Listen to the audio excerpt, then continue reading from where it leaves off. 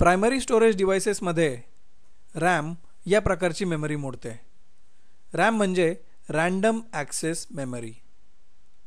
याच्यामध्ये वेगवेगळे प्रकार आहेत, जसे की SD रॅम, DDR, DDR2 व सध्या बाजारात असणारी DDR3 ही नवीन आत्ता बाजारामध्ये आलेली रॅम आहे.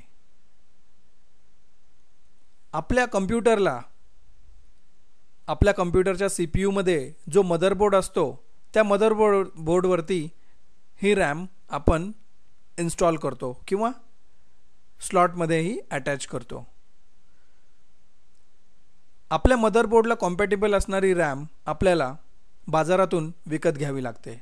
जर आपल्या मदरबोर्डने DDR2 या प्रकारची रॅम जर का सपोर्ट करत असेल आपला मदरबोर्ड, तर आपण DDR किंवा DDR3 किंवा SD रॅम या प्रकारची रॅम आपण त्या मदरबोर्डवरती इन्स्टॉल करू शकत नाही. त्या मदरबोर्डला DDR2 या प्रकारचीच रॅम लागते.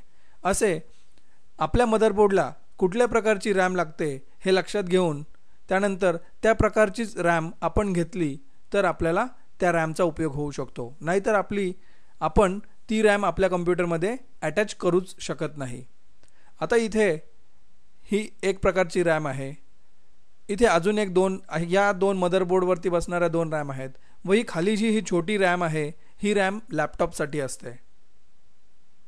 अशा प्रकारे आपल्या मदरबोर्डला जी कॉम्पॅटिबल रॅम आहे ती घेऊन आपण आपल्या कम्प्युटरला अटॅच करू शकतो.